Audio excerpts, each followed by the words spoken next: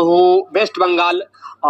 कोलकाता का एक जजमेंट आया, तब से बिहार में एक बवाल समझ गया है। साथ ही एनआईएस को लेकर जो सुप्रीम कोर्ट में केस गया था वो भी सुप्रीम कोर्ट ईरर कर दिया और बिहार सरकार को भी नोटिस की है। इसके बारे में हम डिटेल में जानने का प्रयास करेंगे। देखिए, टीआरई 1, 2 दो बहाली बिहार में सर हो गई है।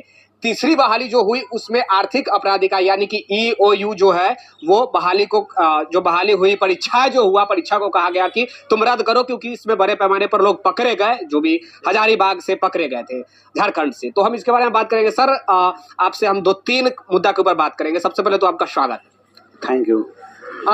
पहले तो हम जानने का आपसे प्रयास कर रहे हैं, क्योंकि आपसे हम बहुत बार सर बात ले चुके हैं, आप देते रहते हैं, युवाओं के जो भी प्रश्न है उसका जवाब देने का प्रयास करते हैं।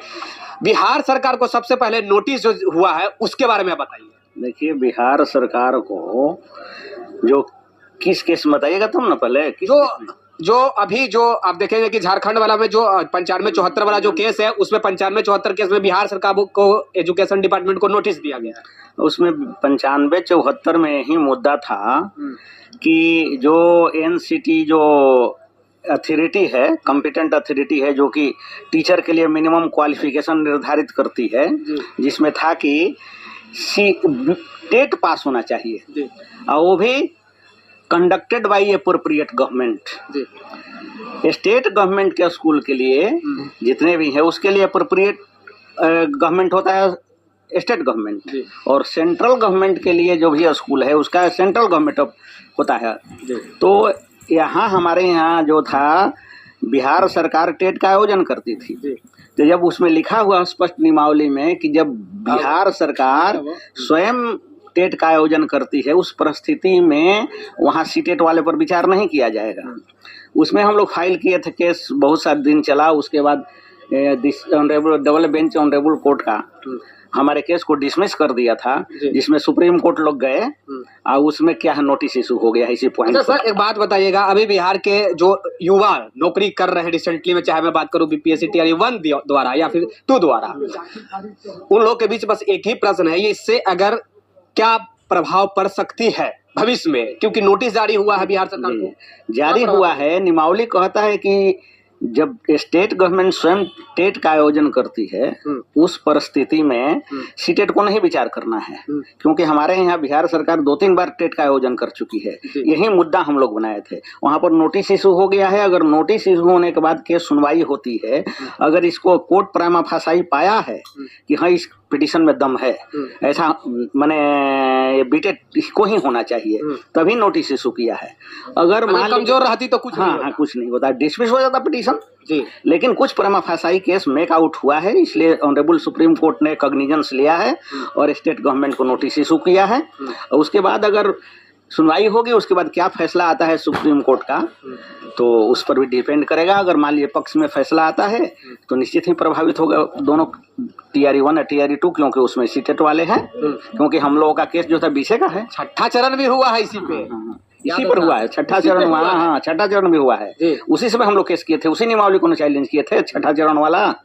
अच्छा, एक बात बताइएगा वकील साहब, ये जो 22 नियमावली, सब नियमावली चैलेंज था उसमें जी। जो टीआरई 1 जब होने लगा था कि नियमावली बना दिया 22 में कि भाई हम तो अब नियमावली चेंज कर दिए 12 वाला, हम लोग 12 वाला पर गए थे। फिर उसमें भी वही पैरामीटरिया रहा, वही क्वालिफिकेशन रहा, तो उसको भी चैलेंज हम लोग किए थे। अच्छा, बीएड को जो बाहर किए थे, कहीं यही सिचुएशन तो नहीं है कि 6ठा चरण में जब नौकरी लग गया, नौकरी करने लगे, उसके बाद कहा गया, हाईकोर्ट द्वारा कहा गया कि 22,000 जो बीएड कैंडिडेट है उसे बाहर किया जाए? बाहर किया जैसा हुआ है आज, इसमें सुप्रीम कोर्ट में भी हाल ही में केस गया था हम सुप्रीम कोर्ट में ना कि क्लैरिफिकेशन भाई कीजिए कि जिस दिन से आदेश हुआ है उसी दिन से आदेश लागू हो। लेकिन ऑनरेबल सुप्रीम कोर्ट के बेंच ने कहा कि जिस केस में ऑलरेडी इंटरिम प्रोटेक्शन है कि any subject of selection appointment shall be result of the case, अगर इस तरह का है किसी आदेश में तो वो उसी दिन से लागू होगा जिस दिन से ऑर्डर पास हुआ है। तो हमारे बिहार में तो ऑलरेडी पहले से है 50-53 में।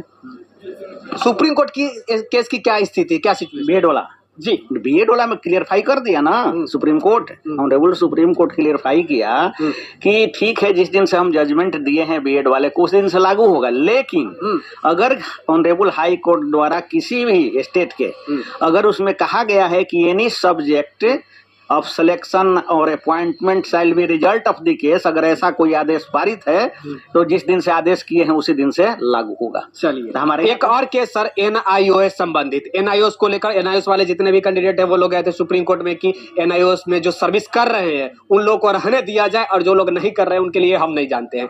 तो NIOS ईरर कर इस पर नहीं ना, NIOS को लेकर इसमें क्या हुआ है कि छत्तीसगढ़ में जो NIOS को लेकर के जो DLED वाले केस किए उसमें क्या हुआ कि NIOS वाले भी जाके सम्मिलित हो गए, वो भी केस कर दिए।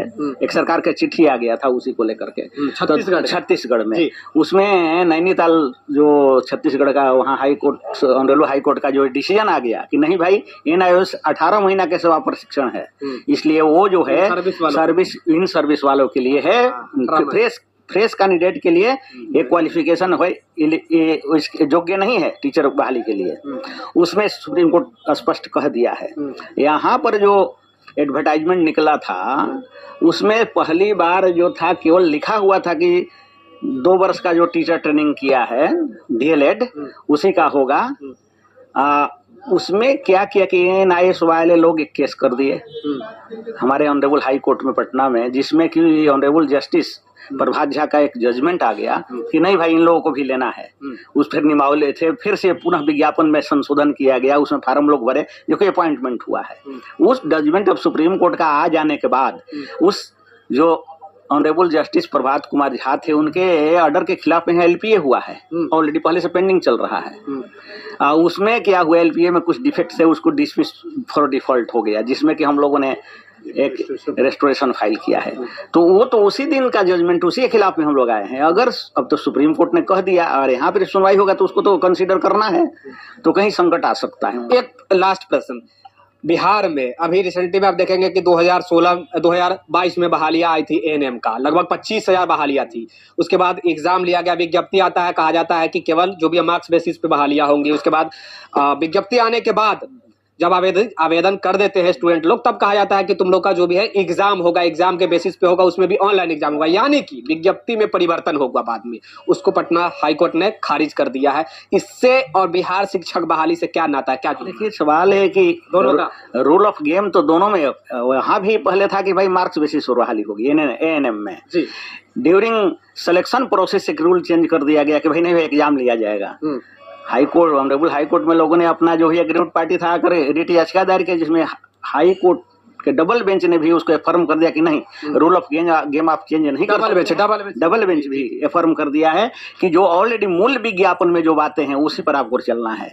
वही बात एक समय से एक तरह से सोचा जाए तो पंचायत टीचर बहाली में भी वही थी। लोग कहा था कि नहीं भाई ये सब भाषा में ये नंबर आएगा उसी को लिया जाएगा। बाद में जब एग्जाम हो गया, टाई ब्रेकर रखा गया, बाद में टाई ब्रेकर हटा दिया।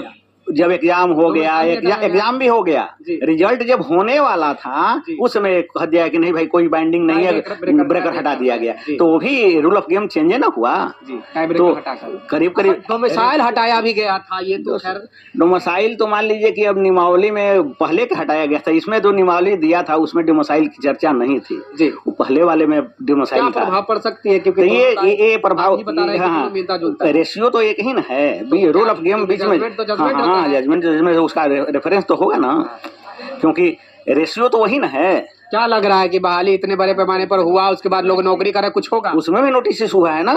यहाँ चल रहा है ना, केस चल रहा है। मोटा मोटी हम कहे तो क्या कह रहे हैं, देखिए आगे देखिए जो कि रेशियो है, कोर्ट का काम थोड़ा स्लो होता है, इसमें कोई दोमत वाली बात नहीं है, लेकिन क्या रेशियो तो कंसीडर किया जाएगा ना। रूल ऑफ गेम चेंज कर दिया गया, जो सुप्रीम कोर्ट कहता है, हाई कोर्ट ने भी कह दिया ANM के केस में कि बीच में रूल ऑफ गेम चेंज नहीं कर सकते। आपने चेंज किया इसलिए आप मार्क्स बेसिस पर ही लीजिए। मतलब डरा रहे हैं आप बिहार के मतलब शिक्षक को? जो हम कह रहे हैं और डरा कर रहे हैं, कहने का मतलब कि जो अब ऑनरेबल हाई कोर्ट में पेंडिंग है मैटर अभी आने दीजिए, लेकिन रेशियो करीब करीब तो वही। क्या कहना चाहिए लास्ट में कुछ? हाँ, तो रेशियो है, कंसीडर करना चाहिए ऑनरेबल हाई कोर्ट को। मतलब जो आया है जजमेंट मिलता आ सकता है, रेशियो करना चाहिए, लेके चला जाए। आगे देखिए क्या हो सकता है। देखिए लगभग 3 मैटर के तो दोस्तों आपने सुना हाई कोर्ट के वकील ने क्या कुछ बातें बताई हैं फर्जीवाड़े को लेकर। तो दोस्तों पीपीएससी टीआरई 1 और 2 जो है वो रद्द होकर रहेगा। तो फिलहाल इस वीडियो में इतना ही। आगे की अपडेट के लिए चैनल के माध्यम से जुड़े रहिए।